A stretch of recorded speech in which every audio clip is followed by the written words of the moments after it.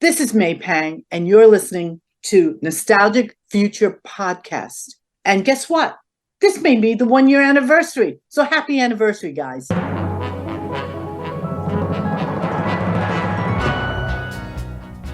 This is the Nostalgic Future Podcast, where the past is the only way forward. We're two guys in our 40s watching the world pass us by. And we know the only way we'll ever be relevant again is to somehow convince everyone to be as passionate as we are about our pop culture obsessions. We are your hosts, Joe Cook and Chris Marchand, and today is our 1 year anniversary show with guest May Pang. Well, Joe, this is a truly exciting, remarkable episode for this week. We were planning to do a regular old Beatles movie night, something that's way in the past, but we had this wonderful opportunity. And of course, we're out there trying to pursue different types of episodes, and we love to do interviews and to make connections. So guess what? Today, we have May Pang in the flesh being interviewed by us today on her new movie, The Lost Weekend, which is a documentary that she's had just put out. Joe, what do you want to say about it? Yeah, so for anybody who isn't familiar with May Pang's story, and we're going to let her tell some of her story in a few minutes, but she worked for Apple Records in the late 1960s, early 1970s, and eventually she became John Lennon and Yoko Ono's assistant. And then during what's widely known as The Lost Weekend, which is of course the name of the film, John Lennon's Lost Weekend was the 18 months that he was separated from Yoko Ono. May Pang was his girlfriend and lived with John Lennon, and was pretty much with him nearly every moment of that 18 months, and experienced some truly incredible things that we're going to talk about in the interview today. Some wild, amazing, great things, some things that weren't so great. We're going to get into all of that. But yeah, she's got this documentary coming out. It's going to be in theaters one day only. It's going to be on Thursday, April 13th. That's this Thursday, April 13th. So if you're listening to this now, go visit thelostweekendtickets.com. and you can buy tickets and you can see where the movie's going to be playing near you. I just opened up the website, and there's going to be a whole bunch of showings, within driving distance of where I am. I know Chris said there's going to be some near him. This is playing in hundreds of theaters all across the country and in Canada. That's thelostweekendtickets.com to see May Pang's story on the big screen. And again, the documentary is called The Lost Weekend, A Love Story. Yeah. And maybe for some Beatles fans, this is going to be like, oh, May Pang. And other people, you're going to be like, who is this again? Like, tell me. And I think what's fascinating about this film is it shows us the post-Beatles John Lennon in a way that maybe we haven't seen him before. We are used to the Yoko Ono version of that. And guess what? That's why they call it The Lost Weekend, because it's like there's a dip where we kind of just, what happened to John Lennon, right? Or where did he go? And I don't know. I mean, there's going to be all kinds of ways to interpret this film. I will say this about myself, and I started to pick up on this as I began to learn about May Pang over the years, but it was this thought. It's a simple thought, Joe. I think I like her. It was a very simple thought. And by the end of this film, I was like, oh, I love May Pang. She's great. I want to hang out with her. And not only that, but she was good for John Lennon. And the film shows that. I mean, obviously it's her film, so she's going to put her own story out there. But the evidence seems to prove she was good for John Lennon. It wasn't really quite a lost weekend. It was only a lost weekend because he wasn't with his wife, with Yoko. But, and again, there's conflicting thoughts about, like, what do we make of that? The relationship, da-da-da-da-da. I come away going, oh, she was great. I want to be around her. And she, you know what? Like Yoko Ono, a strong woman, but a different kind of personality altogether. One I'd rather be around, just to be honest with you. Well, one of the reasons that we wanted to do this was I had the pleasure of interviewing May years ago. Back in the day, I used to do a Beatles radio program on 92.1 WVLT in Vineland, New Jersey. And May was going to be, I think she was going to be appearing at a rock and roll convention somewhere in North Jersey. And I interviewed some of the guests, and I got to talk to May. And exactly what you're saying. Like, as you got to know more about her, you really think, I like May Pang. I had read her book years before that when I was in high school. She had released a book called Loving John and told her story. And I was always so just, her story is just really compelling. When I got to talk to her all those years ago, like, I walked away thinking, like, yeah, I really like May Pang. So when I found out the movie was coming out, I really wanted to be able to have the opportunity for us to talk to her on this podcast. And I'm so happy that we were able to make that happen. So this is exciting. Find a way to get to your local theater. I live in the middle of central Illinois. It's at a place 45 minutes from me. It's at a whole bunch of Chicago suburbs theaters. Chances are where you're living. I looked, there's a place it's coming to in Iowa. So even Iowa, you can go to see this film, at least for one night. We hope people make it out, and who knows? We hope it'll be on streaming sometime in the coming months as well. It's a great film. It's a fun film. There's a lot of sweet moments to it, and you get to further explore the Beatles lore.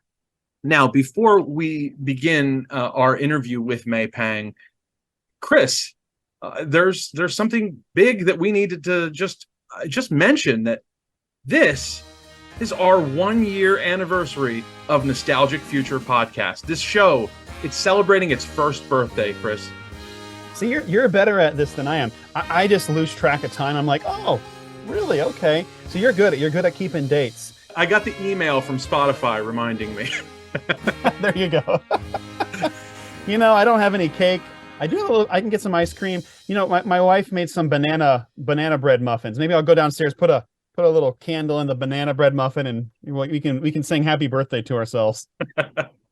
So yeah, that makes this even more special, that on our big 1-year anniversary show, we got to have a great guest like May Pang. And so what do you say? You want to get into the interview?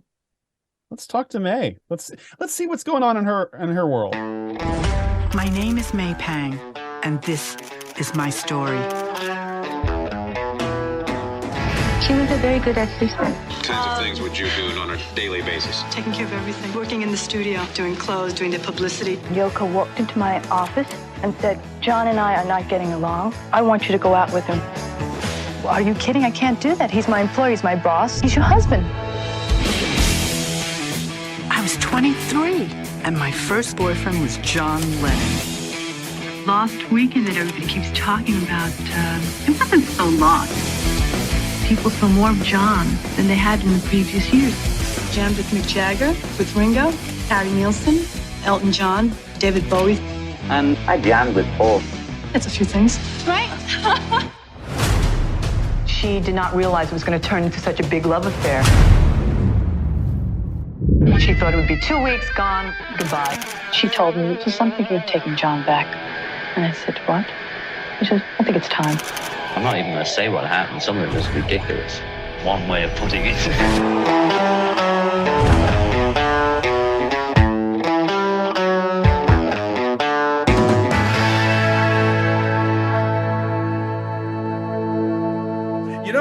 You and I have spoke before. You were a guest. I used to have a Beatles program in New Jersey years ago, and I had the pleasure of talking with you, and had a really great conversation. I first heard about your story, gosh, it must have been close to 30 years ago. I was in high school, and it was your book, Loving John. I read, and I've always just been so intrigued by this period of John Lennon's life. And so I'm really excited to talk to you about this film, The Lost Weekend, A Love Story, which Chris and I, both of us, have had the chance to see. And it is a wonderful movie. Thank you. And I'm so excited for people to see this.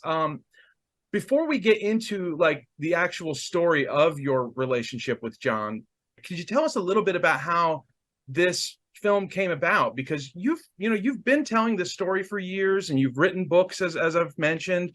Why now a film? Like, is this something you've wanted to do for years, or was the time just right? Because I'm kind of shocked, actually, now that I think about it, that there hasn't been a Lost Weekend documentary till now. I have a feeling that, I'm glad you brought that up. When I saw the names that were going to be on here, I said, don't I know these people yet? I feel like I've known them. So thank you for clearing it up, because we have met. So, okay. People don't realize that even though I wrote this book in 1983. God, it's a lot of years ago. It's 40 years ago, and people still didn't believe it. If you read some of the fan comments, they would say, "Never heard of her." I still get that to this day. They never heard of me, but they've heard of the Lost Weekend, but they don't know me. And I think that's one of those things, or it never happened. So you know what? I let it go, because you can't change people's minds after a while. You just sort of say, okay, they didn't read it, or they did. I have people that said they bought the book because they were curious, but they didn't read it. They just left it on the shelf until now. So it's kind of but now they're curious. I think over the years it's proven that the stuff that happened, and a lot of the people that were there, they're finally saying, oh, wait a minute, maybe that did happen. Maybe that, now I'm curious about it, but I've said nothing. So I let it go for a long time. And about 6 years ago, 6 years, one of the producer directors, because there's three of them, co-producers and directors, Eve Branstein, who I knew first, and then there was Stuart Samuels and Richard Kaufman. So Eve was in town in New York. She originally wanted to do something on the book, and I said no, I didn't want it. It was too limiting, and I just didn't feel like I wanted it to be filmed and as a documentary. This was back in the 90s. So, but we remained friends, and she came to town, and we would get together every so often. So 6 years ago, she was in town. I said, oh God, I haven't seen you. And I asked her, I said, what are you doing? And she was telling me, because she directs, she used to be a casting director, but she was now directing women's plays and stuff. And then she said, oh yeah, and I'm working on documentaries as well. And just at that moment, no thinking, no nothing, I turned around and I looked at her and said, that's what I want to do. Just came out of my mouth. She had no idea. She just looked at me and she goes, really? Are you sure? It's been years. I said, I think it's time. I think I needed to do it. And that's how it started. And then she contacted Richard Kaufman, because he's a cinematographer and understands about, filming things. And Stuart Samuels, who just came off of as associate producer as on the Ron Howard, the Touring Years, that film on the Beatles, right? So that all came around at the same time. So it was just a perfect. He was the archivist. He understood the story, and she understood what was going on. So it all made sense. But it was 6 years ago, so this is not something that happened just yesterday. Well, I'll tell you what I love so much about this documentary is it's great because you're telling the story, and you're telling the story in a couple different ways. And one, of course, you're the narrator and you're taking us along on this journey with you.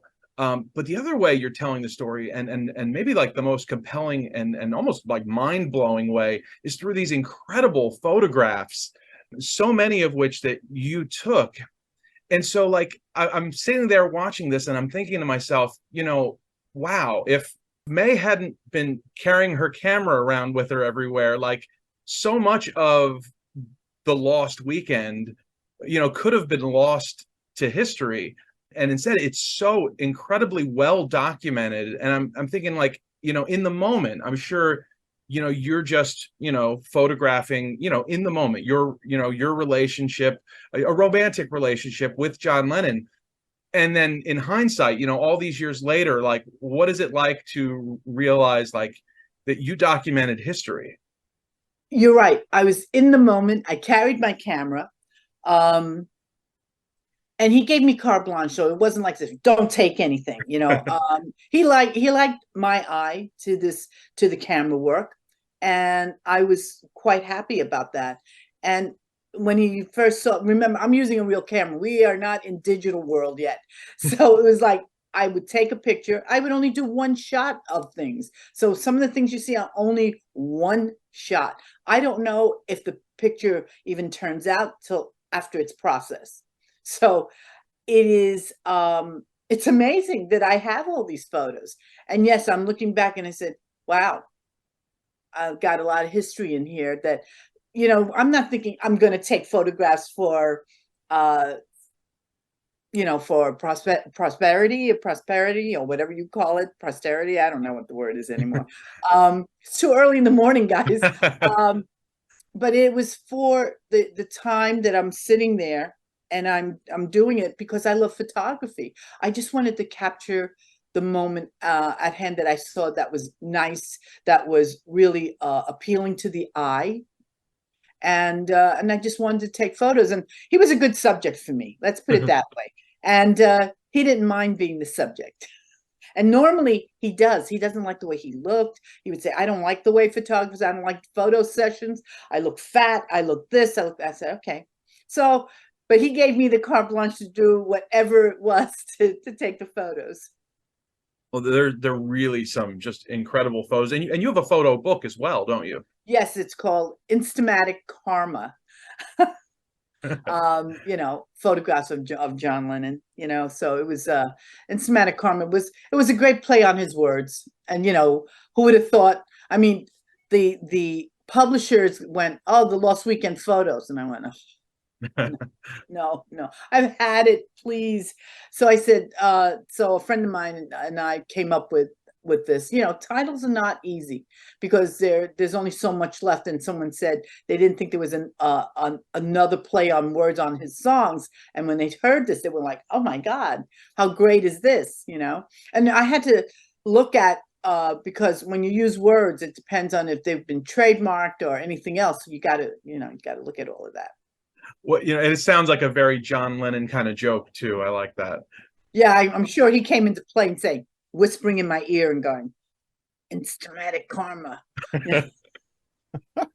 Now, is this what your exhibition coming up is about? Is it those photographs, or is it something else? Yes, it's those photographs, and you can purchase it. That's what it's all about. I got about 28 photos in this exhibition that we just put out. And where's the exhibition itself going to be? Well, this weekend, which of course may have passed by the time you see it, in the City Winery in New York, and then we're doing another City Winery the following weekend, which is the 15th and 16th. Will be also at the City Winery, and then in July we're at different galleries that I'm going to be at. I'm at the Robert Kidd Gallery in Detroit in middle of July, around 14th, 15th, and 16th, I believe. And then I will be in Milwaukee the following week at the Gallery 505, and 21st, 22nd, 23rd. And then where am I after that? 18th, 19th, I will be at the River House Arts in Toledo, Ohio, all of which I have never been there on these cities. So I am personally looking forward. This, to me, I get to meet people in another part of the country that are not from the East Coast or the West Coast. I'm in the middle of the country, and I'm enjoying. I love that. Oh, I hope you enjoy Toledo. I was born about an hour south of there. It's the home of Jamie Farr. Oh, Jamie Farr. Okay, that's cool. And where are you now? I'm just curious. So where are you? So I am in Florida now. I'm kind of on the space coast of Florida, and Chris is in Illinois.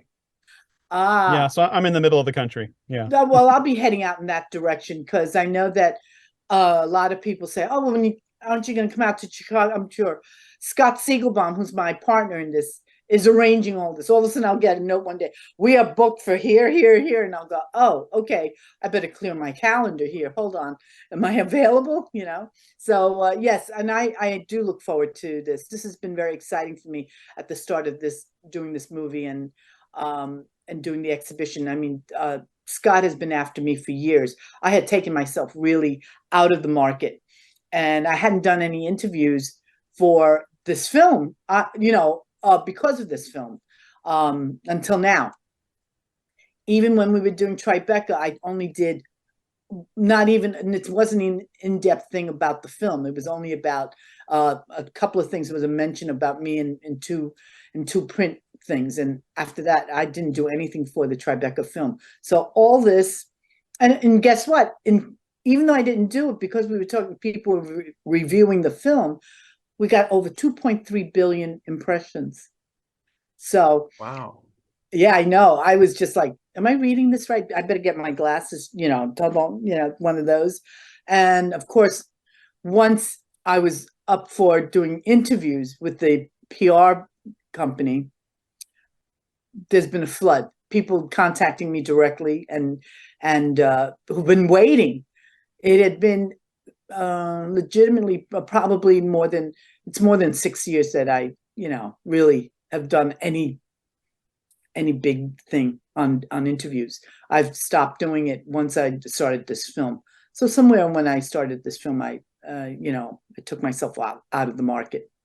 Wow, we're so happy that you gave us some time. That's awesome. Hey, listen, the one thing I want people to understand is that a lot of people don't know who I am, or if they think they do know me, I think they'll be kind of surprised by the film.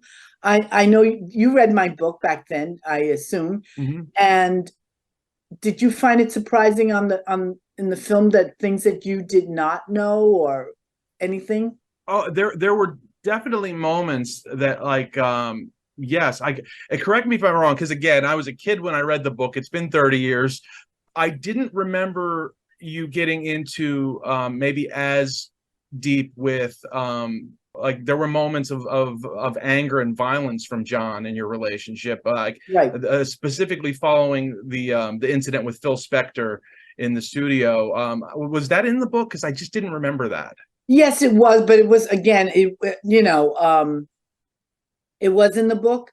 I want people to understand that, yes, John always talked about himself being, a little heavy-handed, but again, it wasn't like it was out with the boys.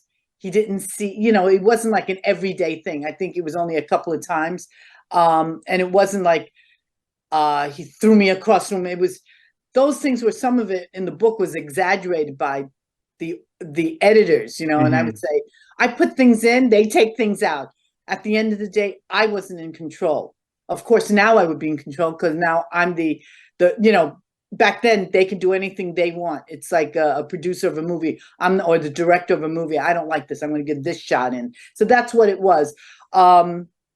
Obviously, if I thought for any one moment that I was really an abused person, I would have left. I was strong enough to do that, but I was strong enough to also fight back, like with Phil Spector, or who was very controlling. I mean, he was insane. So his controlling went on to all the other people in the room, as I would say. So, for instance, he would tell people, and John wasn't there. John and I left because we said we had enough.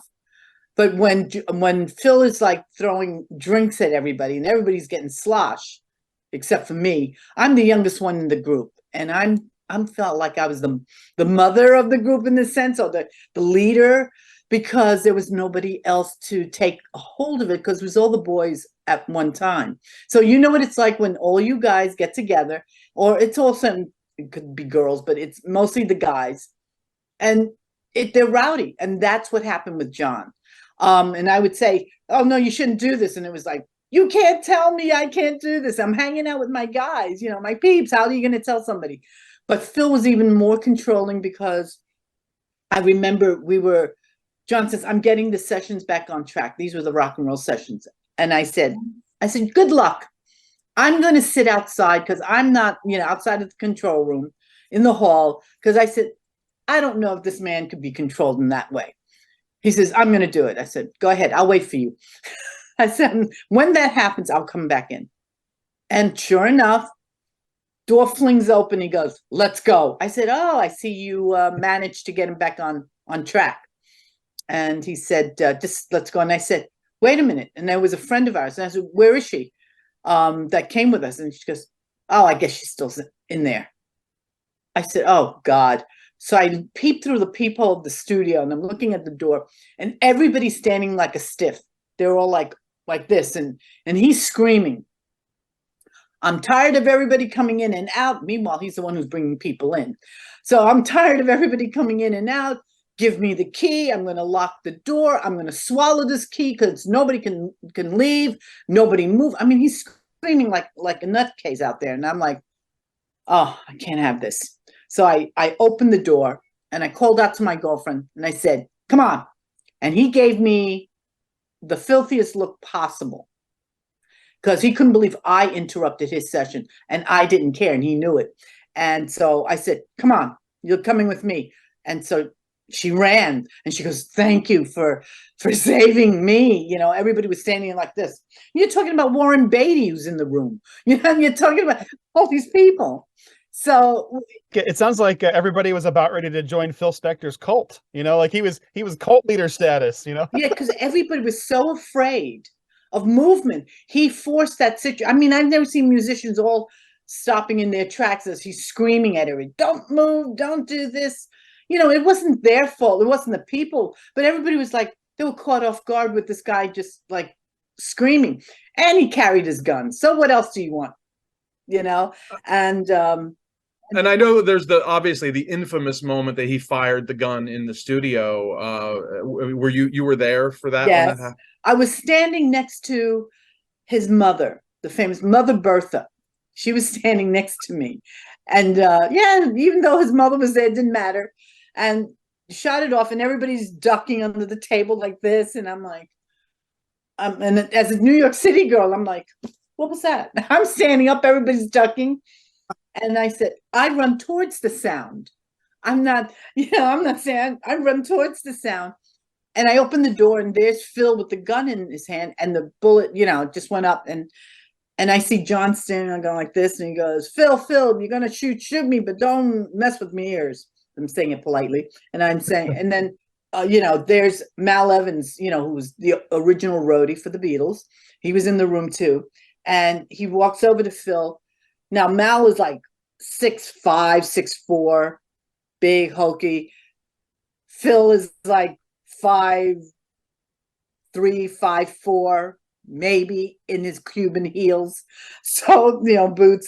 And he comes over and he grabs the gun out of his hand and he says, give me that. You shouldn't have it. He goes, you can't tell me what to do. You know, that little thing. And so I'm standing there going, okay, can someone just tell me what just happened? And Mel just turned around. He says, yeah, we were just all, you know, talking, horsing around. And Phil did something to Mal that kept hurting his nose. And he said, I just wanted him to stop because it was hurting me. And I just told him, could you not do that politely? You know, and Mal was a gentle giant. So I know that would have been him, you know. He goes, I just told, you know, he's British. And he would say, Phil, can you not do that? And Phil doesn't like to be told for anything. So he backed up, apparently. He reached into his holster and he pulled out, as he's pulling out the gun goes off. Now, he could have shot any one of those people. Yeah. Yeesh. He did not, it didn't, he was, you know. And so we thought, John and I thought, oh, must be blanks. You know, we always, because he would come over to where we were staying and he carried his gun. So we always thought they were blanks. And the next day, John and I were out for dinner and Mal found us. He goes, oh, I'm so glad I found you. I said, why? What's up? He goes, well, here's the bullet from last night. If I told you that the two of us were, we just went, what? White. We really thought they were blanks. So you can imagine the look on our faces. Oh my goodness. So and here I am, you know, always fighting with him because I didn't take that type of nonsense from him. I really didn't. And there was one other time where he turned around and he grabbed John and he grabbed a couple of the musicians. And I said, I'm going with you. He goes, no, you're not. I said, yes, I am. And he said, no. And he had his bodyguard physically pick me up and remove me. So when you're in that state, and then they took his glasses away and John could not see a damn, people don't realize he was very blind. You know, I was also, when I was wearing my glasses, and obviously over the years, I had a thing called PRK, which is not a, LASIK is a newer version. I had the very old version and couldn't see beyond here, literally. So if anybody was talking or coming at him, he couldn't tell who they were until they were in his face.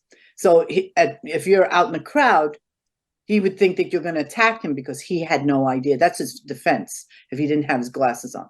Yeah, I've heard those stories, that like, when he was playing the Ed Sullivan Show, he was basically blind, but it was for image.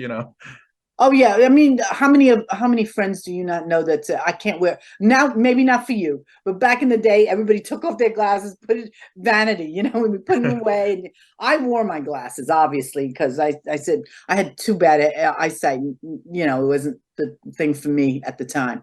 So it was nice for me after I had done my eyes a few years ago. What it doesn't do is it doesn't stop the progression of farsightedness, which is all of us, and so as I fix one, the other thing comes in as you grow older. I hate saying that, but yes. And so now you see everybody buying readers constantly, yeah, so that we could read. You've heard us all talking, where are my glasses? I can't read. I need my reading glasses, so for an Asian, that's another thing. You always have to find glasses to fit our face. We don't have the same bridge like Caucasian has, so it's all different. And my girlfriend said, I never thought of that. I said, yeah, we have a few things you don't think about because you take it for granted. So yeah, so I'm out there. Anybody want to help me design something?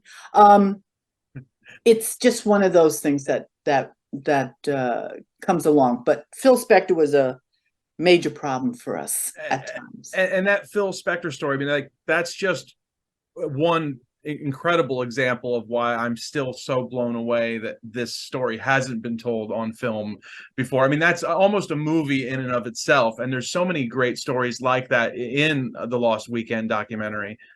Yes, I mean, people have approached me to do it, but when you don't feel the right combo, or you just feel you're going to be ending up being taken by somebody else, they're going to tell my story, but I'm not involved. How could that be? Again, it's like in the early days of writing my book, I didn't have the say, so why should I give? Now I was a little more seasoned, and I said, why am I giving it away? Right. So we're in a different age. We're at a different time period that you can have a little more control of your situation. And that's what it is. And I think they did a fabulous job.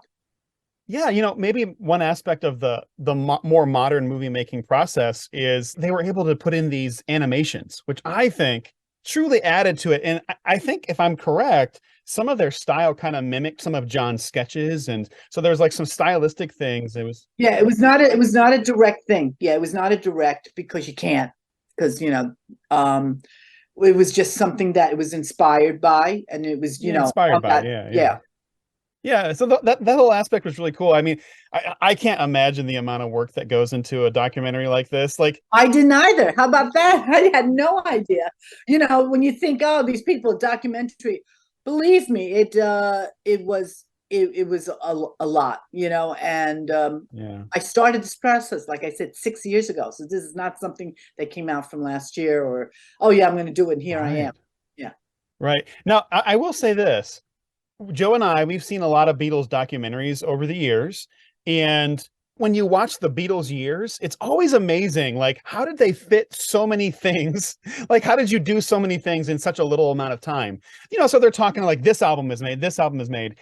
I was kind of shocked in watching your documentary, because it's like, it's the same thing. Like, how did they do so many things in like a year and a half? I don't fully remember the timeline, but it was just amazing to kind of sit there. And then there's this, and then there's, and then there's a UFO. I mean, like, like you went everywhere, like, and so I'm kind of amazed. Yeah. Like, you know what? I have 4 kids.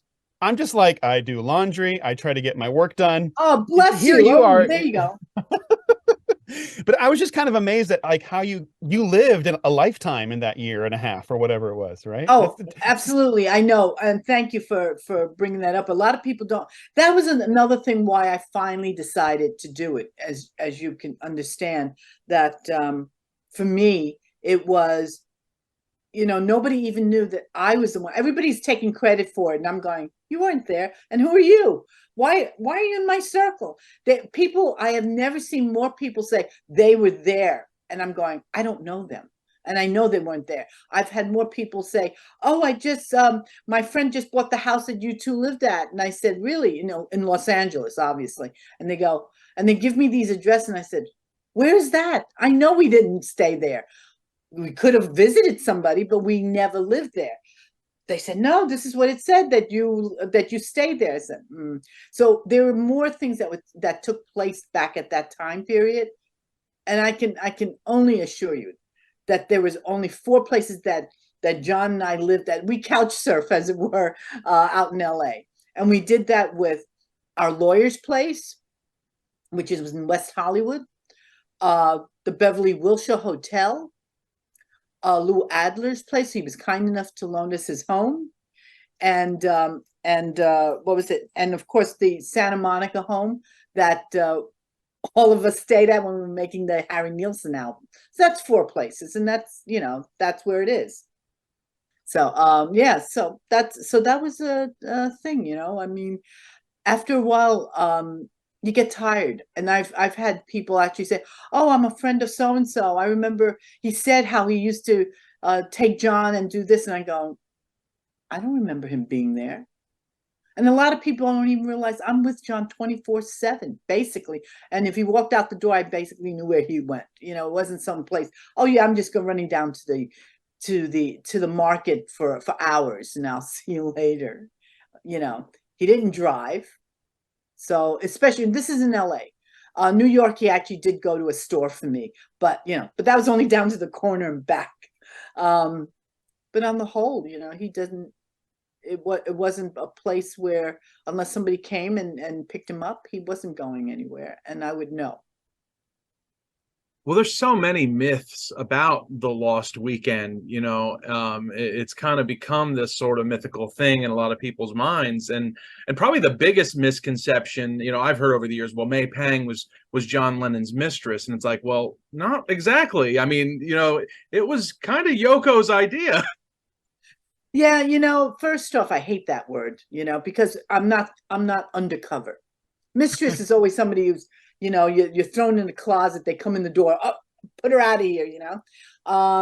We lived together. We were very open about it, and that was something. Yes, Yoko, for those who didn't know, yes, Yoko helped put this thing together, but it wasn't as the way it came out.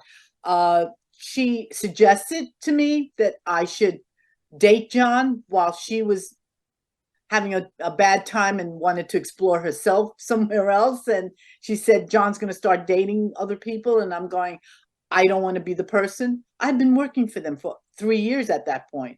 Last thing I'm thinking about is, yeah, I'm going to go off with John. No, I didn't want to know anything. I liked my job. It's like, you know, you like something, you want to stay there.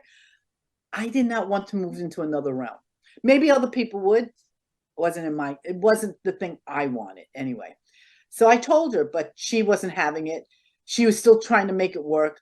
John didn't know either. And John was like, what, are you kidding me? You know, he's also, the two of us were like dancing, you know, like where were we going? And we were in the middle of making Mind Games, which is, so this is the 50th anniversary. This is 50 years ago. All this has happened. So it was kind of an interesting thing. So, but when John finally said, okay, you know, Yoko saying, go out, go have fun, do whatever, you know, you should go out with May type of thing. He finally said, you know what, this pushing. And I was, you know, and I'm like pulling back, like, don't come near me. Finally, it was John who actually pursued me. Not so much it was because of Yoko, it was actually because of John.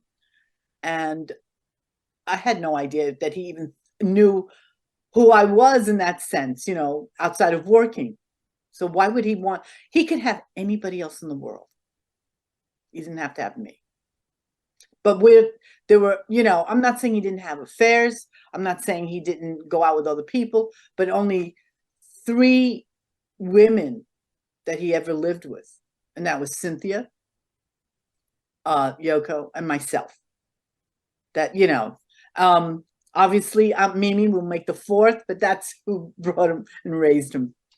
So you can see why I don't like that word. Yeah, absolutely, absolutely. I appreciated how your movie, it kind of disarmed people right from the beginning, because you kind of acknowledge the elephant in the room, which is like, yeah, this is crazy, this is kind of weird.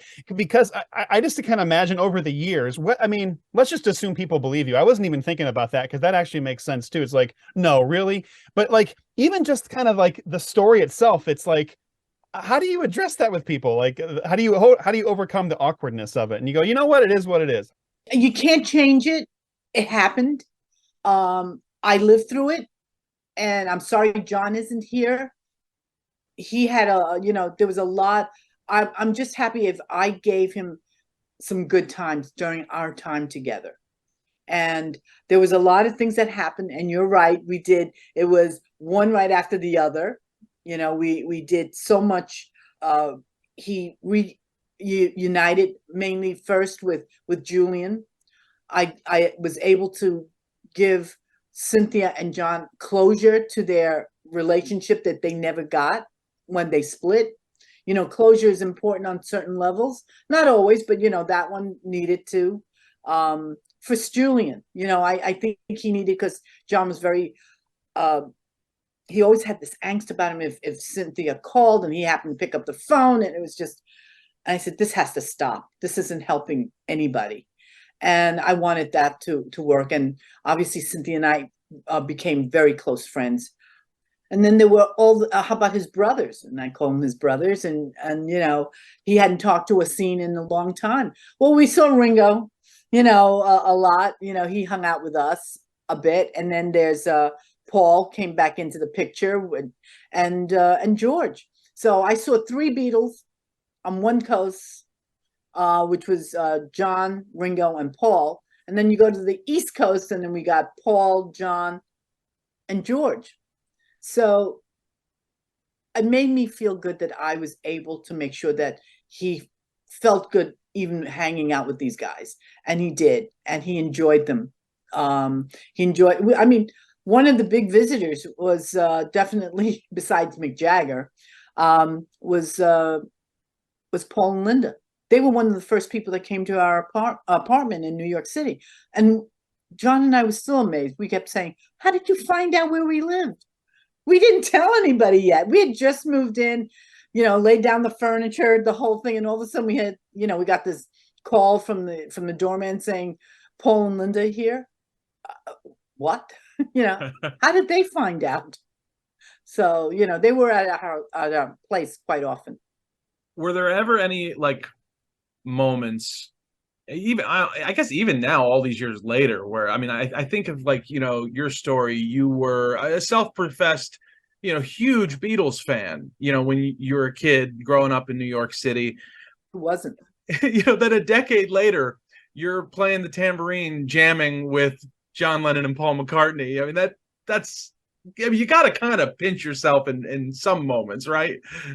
You know what? Yes and no. And I can only say that only because I was in their company all the time. They became just John and Paul. It wasn't somebody like, oh my God, it's John and Paul. I think now, Paul doesn't realize, I never said this, but a few months before I even got the job working at the Apple offices in New York, I was walking down the street in my neighborhood, and all of a sudden there was a crowd around whoever it was, and I couldn't see. And I walked close and I said, who's that? They said, and I went, oh my God, it's Paul and Linda. They were on the street. Yeah, they were walking on Lexington Avenue. And I went, oh my goodness, what are they doing in my neighborhood? And I said to somebody, do you have anything that I can, I want to get his autograph. So this guy hands me his card that he had in his wallet, because nobody had paper and pen, and I'm like, could you sign this? I found it, during my looking of memorabilia and stuff. It's in one of my things here. Yeah. So it's kind of funny that was really the first Beatle that I actually sort of semi-met. He wouldn't know me from hole in the wall because he's surrounded by all these people, but I managed to get an autograph. And that alone right there, to I think to a guy like Chris or me, that would be like one of the greatest moments of our life right there. And it's just a blip in your story. It's amazing. It is amazing. I will admit, when I start putting things down and you say, what did you do? Where did you go? It all of a sudden it's like it's bigger, it's much larger than I had imagined. When I take John on a bus ride, those are things that, I thought, because what should we do today? Yeah, you want to see New York City? I'm going to take you on a bus ride. And that's what I did. And people on the bus were like, that looks like, I could hear the whispering. And he goes, God, and he goes, that looks like John Lennon sitting there. Nah, it can't be. And this went on, and I started to laugh. And then one guy actually stepped up to the plate and said, hey, John, how are you? And he goes, I'm fine. He goes, and I told you so. And then it was like everybody, oh my God. And then he looked at me, and John says, very calmly, he goes, time to get off.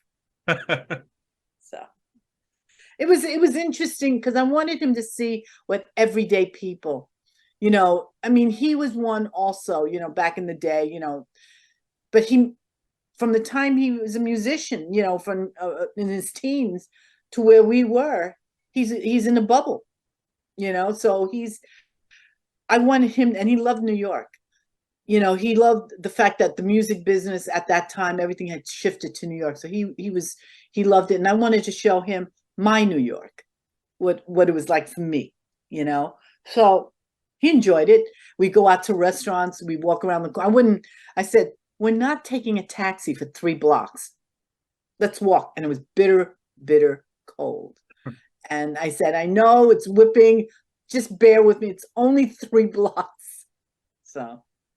Do you mind if I ask a question about Yoko? Because that's a big part of this documentary. Go ahead.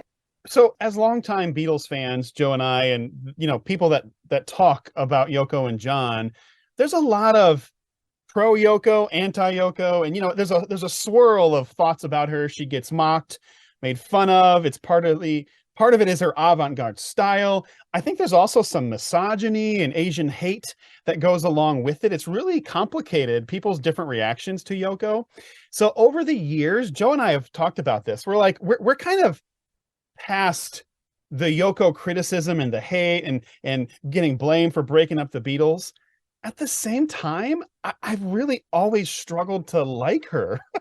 And your documentary kind of shows why.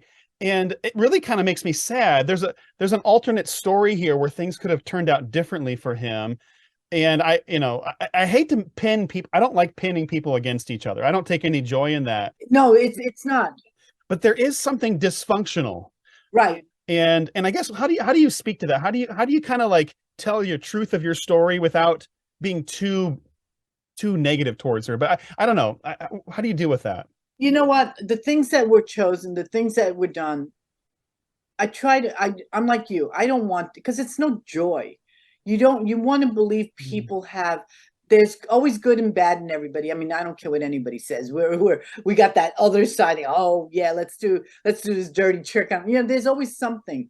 But there were certain things that I had a hard time reconciling, and probably the thing that you're talking about that I showed is probably involving another person. And that, to me, I didn't do anything more than show what I was going through and my angst at that moment of the things so it wasn't, I didn't make up any more than what it was and how it happened. Nothing. There was no just covering and expanding on it. It was just what it was. And I think that, I know people may not like it or whatever, but that's the experience that I had, and that was it. That's what I came away with on that one, and it was really heartbreaking for me. So I was trying to really, really, during my time with John, to make things go easier, because it involves some other people, and that's where I'm trying to make it, okay. And then, it only took a minute for that part, but it's my lifetime of trying to make this other one work, Mm-hmm. There's a moment in the documentary where I had never seen this footage before. and I described it to Chris as the most Yoko Ono thing that I've ever seen, and that was Yoko interviewing Yoko about you. And, I mean, yeah, I agree with Chris. I don't like, making comparisons or anything like that, but your story was just so open, and everything's on the table. And I felt like that's a lot like how John Lennon was in his life. You watch a John Lennon interview and he's not holding back. And Yoko Ono, I think rightfully so to some extent, has a reputation of being very, very much like, she's like her own standalone PR machine. And you told me a story. I never forgot this. I'd never known this. And I'll never forget this. It was in the interview when I spoke to you years ago about how with Number 9 Dream, I know that it's you actually whispering John's name in the song. And I didn't know that Yoko had made a video where she's lip syncing your voice. Yes. And I have seen it since, and it's kind of hilarious in, knowing. Yes, I mean, a lot of people assume, and that, this is another thing. A lot of people assume it was her. I mean, I think if I didn't know any better, I would have said the same thing, because she was always the person that was there to do all these voices and singing. I just happened to be the one on this particular record, and nobody realized it. And I remember people coming up and saying, "I didn't know it was you," and I said, "Yeah." They go, "I just assumed." I said, sometimes we shouldn't assume on a lot of things, and that's where it was. I remember what you told me. You told me that was Yoko's Milli Vanilli moment. That's right. That's right. That was a phrase back then, didn't I use that? That's good stuff. Well, we have a few minutes left. Okay. We like to do a little thing in our interviews called Nostalgic Obsessions, where we ask our guest their own kind of favorites from when they were young and things they remember. Let's go. All right. Well, here's our quick rapid fire questions. This is just for fun. What's your favorite album that you loved as a kid that you would still put on today? Wow. Probably Meet the Beatles. It's the first one. What's your favorite movie growing up? Oh, there were so many Fred Astaire movies. He was my favorite actor. So it's going to be one of the Fred Astaire movies, the Gay Divorcee or something like that. And I got a chance to meet him, so I'm thrilled. That was it. That's sweet.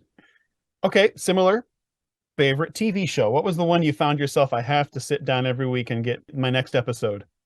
American Bandstand, hands down. Every day. At one point it was every day, and it's American Bandstand. And I told Dick Clark without him, I don't know, he saved me, that music. When I worked in radio back in South Jersey, I used to produce a country music program for a woman named Sally Starr. She hosted a kids show in Philadelphia for like 20 years, and she shared a studio with Dick Clark and Bandstand. The Philadelphia ones were the best. I think you've already answered our last question, but I'll ask it anyway. You've met a number of celebrities over the years. Who was one of your favorites growing up that you eventually got to meet, and what was that experience like?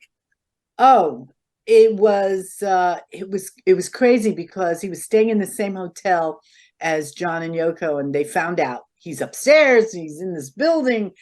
And I remember John saying, "Oh my goodness, I'd like to have him in our Imagine movie."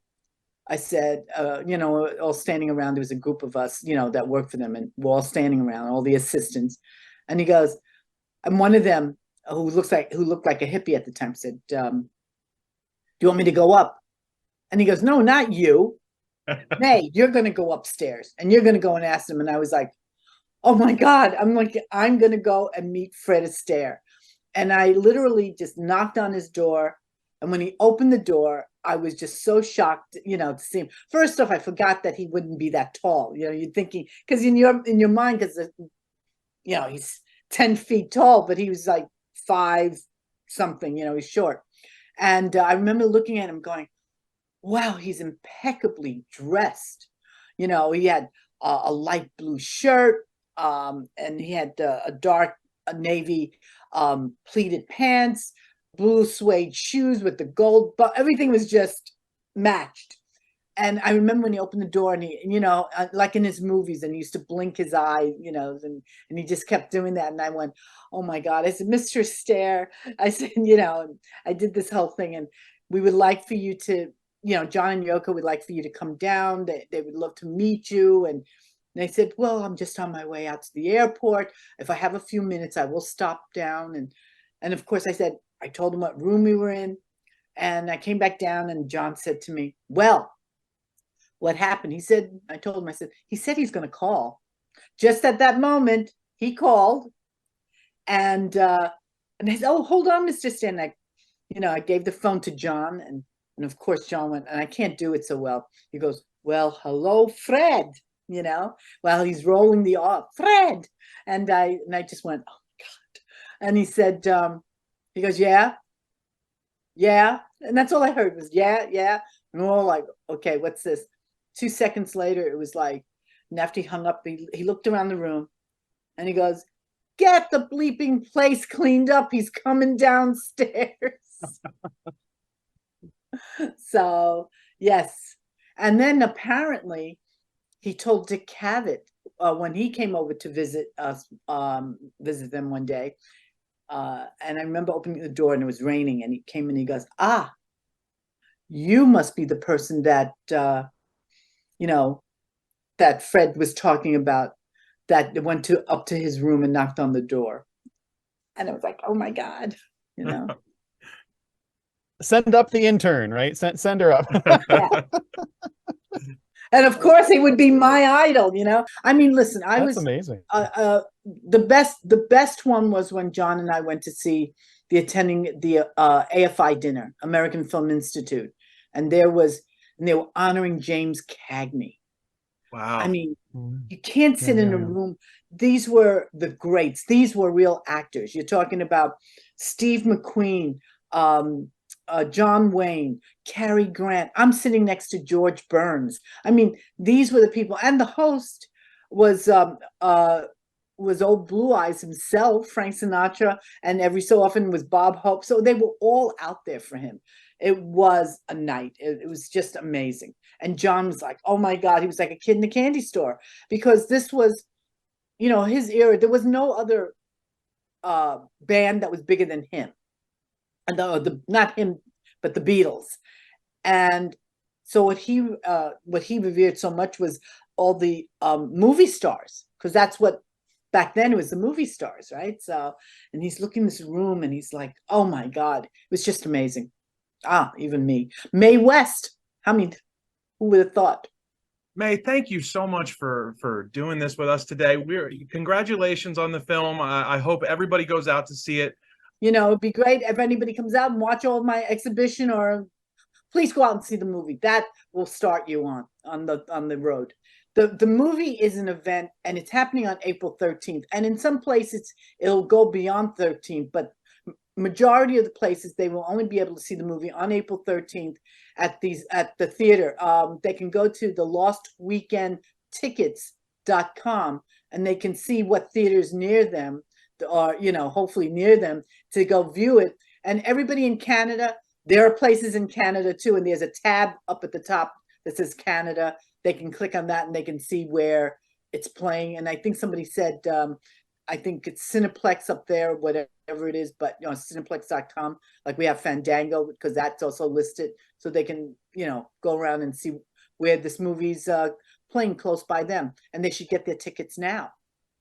About how many theaters is it playing around the country in Canada? Do you have any estimation? Oh God, several hundred. So it's not like, Okay. and we're not talking Yeah. like 10. Yeah. And, So and we'll put the link on our social media too. Share it for Great. everyone. fantastic. And I hope everybody gets a chance to see everything. Yeah, I hope they get to the theaters as well. And the next question would be: is do you know any talk of like streaming services once a couple of months down the road? Do you know if it's being picked up by anybody? So far, we haven't gone that route yet. We're just sort of like, let's see what it's like in the theaters. Does anybody really want to see this?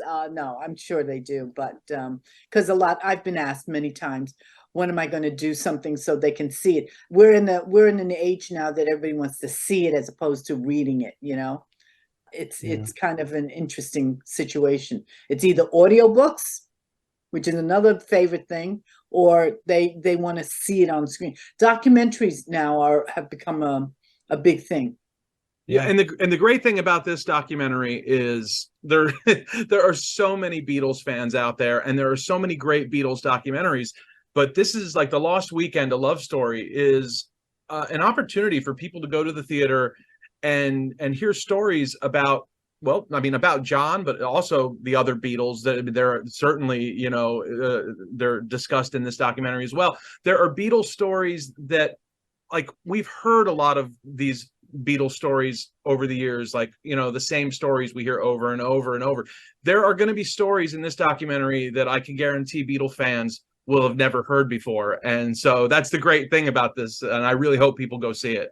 I do too. So I'm glad we didn't give away the ending, because that is important. And it, you know, and please, people, I want everybody to stay and read credits, you know, because the credits are most important to everybody that worked on it. You know, that's what everybody wait to see. You know, if you do something, you're always looking for your credit. And I hopefully everybody got theirs that was due to them from making this movie. Everybody put their heart and soul into it. Everybody. No, that's sweet. Thank you so much. It's been an honor. It's been an honor. Talk to me soon. Hopefully, you know, if you hear anything interesting from your fans out there, I'm always like to listen. I always like to hear. Okay. Thanks so much. That's great. Bye, guys. All right, Bye-bye. Yeah, bye-bye.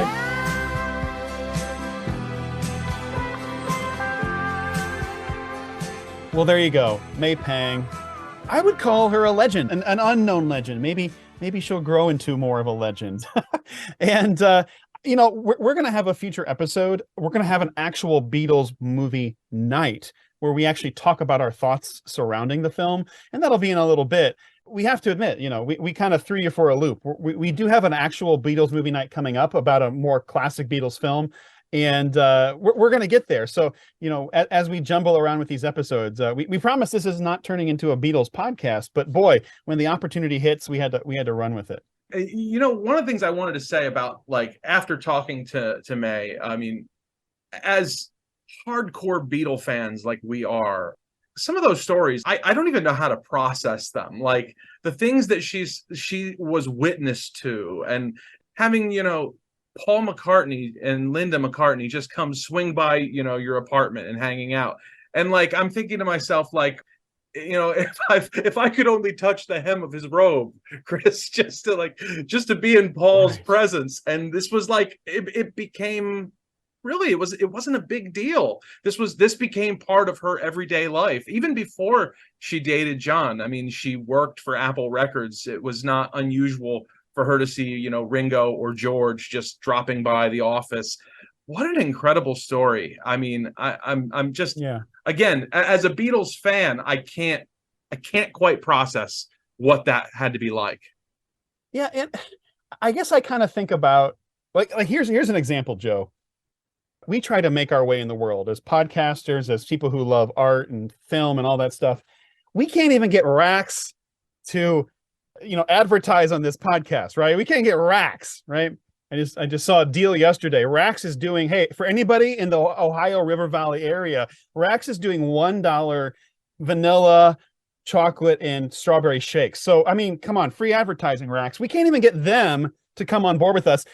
May Pang, she becomes the girlfriend of one of the Beatles. I mean, come on, you know. So I just think certain people are fated certain ways, and the rest of us just have to live with what we get. Well, one of the great things that, you know, like, I don't want to give away too much of the movie, but you'll see this in the documentary, is like, well, how does, you know, this, you know, young girl who grew up in New York City, how does she end up working for Apple Records?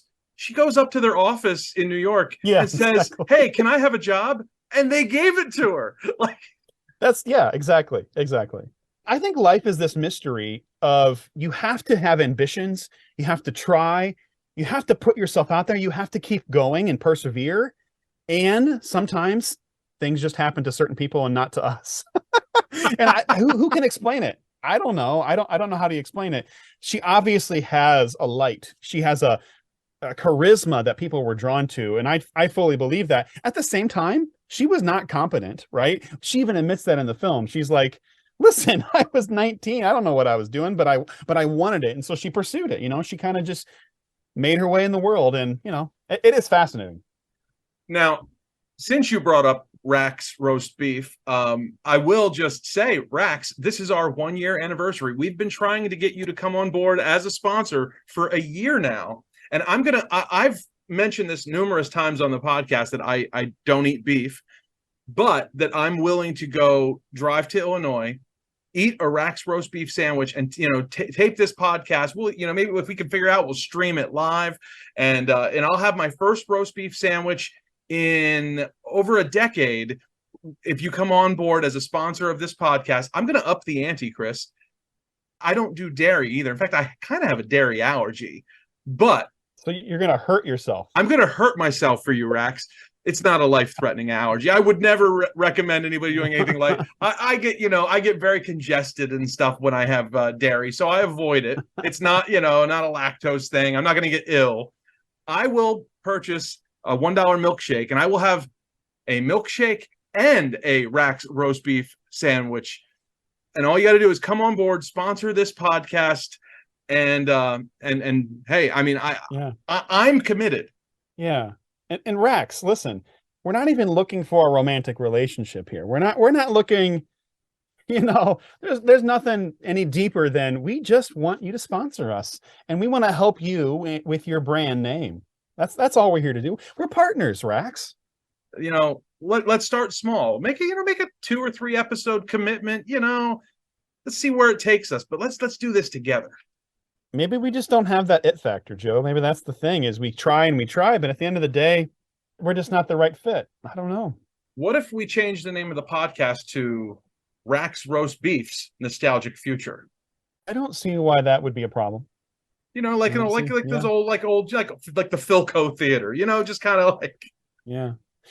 Maybe May Pang should call Rax for us. And then we'll get that connection, because I bet she would help get us connected, and it would just be all smooth sailing from there. She definitely seems like somebody who gets things done, and yeah.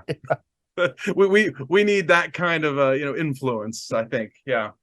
Well, at the end of the day, I would say this: I would rather have people go see May's movie, The Lost Weekend, than for us to get our ad partnership with Rax. So if that's what it takes, I'm fine with sacrificing that income stream for us. Go see May Pang's movie, The Lost Weekend. It is actually a really good movie. I truly enjoyed myself. It's really well done, and she should be proud of it, and all of her team. Yeah, and so we have a Beatles movie night coming up that we announced in our last episode. We announced we were going to do a Beatles movie night on the Beatles, the first U.S. visit documentary. That is still coming up, so you still have a chance. We posted the link to stream that film. You can go to our social media pages and you'll find it. We really encourage you to watch that. And we also are going to do a Beatles movie night on the Lost Weekend documentary. So that's going to be coming up soon too. And I'm really excited to really be able to talk a little bit more about the film itself, because like you said, it is great. I really enjoyed the style of it. It's April 13th. It's going to be in theaters this Thursday, April 13th. Go to thelostweekendtickets.com. You can find out where it's playing near you. You can purchase your tickets. I can't recommend it enough. All right. Find us on social media. Drop us a note. Tell us what you think. And we hope you'll be joining us on these Beatles movies, even though if you haven't gotten a chance to see The Lost Weekend yet, but maybe you one day will. Happy anniversary, Chris. Oh, happy anniversary. I'm going to drive up to, actually, you know what? I am driving up to Chicago. Maybe I will get myself a Rax. We'll see. That'll be my birthday or anniversary celebration. Have a great one, and we'll see you next time.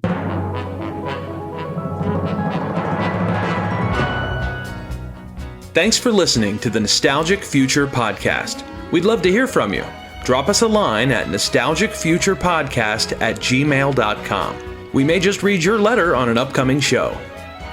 Follow us on social media, Nostalgic Future Podcast on Facebook, and @PastFuturePod on Twitter.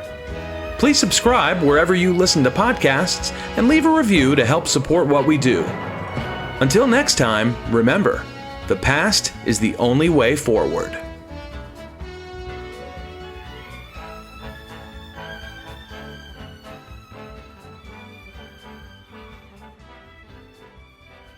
Well, the rock and roll album, folks, started in '73 after I'd finished Mind Games, and I was really in the middle of that, what's going on, mother, life, help. And I'd just done Mind Games, and I was thought, how can I have some fun instead of all this writing my feelings in these songs, being the writer and the artist, I thought, what can I do to, break that regime of, writing the song John Lennon writes, new song, is it about him or is it about Paul or, whatever. So I thought, I know, I'm always in between takes, and with the Beatles too, always would break into Bebop-A-Lula, or we'd always jam those songs, They're my favorite songs, a lot of them. And I never did them because I admired the original so much I wouldn't dare touch them, but by now people are ruining everything, so I thought, why can't I do it? They're all doing it, so what the hell, So I thought, I know, who shall I use, The great Phil Spector, I'd used him before, but I'd always controlled it and been co-producer. But this one, it took me 3 weeks to talk him into being the producer. I said, look, I'm Ronnie on this one, all right? I just want to sing. I don't want to know nothing about nothing. So we started the sessions, and they went well, and then they gradually collapsed into mania, Is one way of putting it. But it definitely got crazy, There was 28 guys playing a night, and 15 of them were out their minds, including me. And the sessions broke down. We broke them down pretty well, me and Phil. They got really balmy, I'm not even going to say what happened. Some of it was ridiculous. And that's the first time I ever let an album out of my control since the first Beatle albums. I never do it again.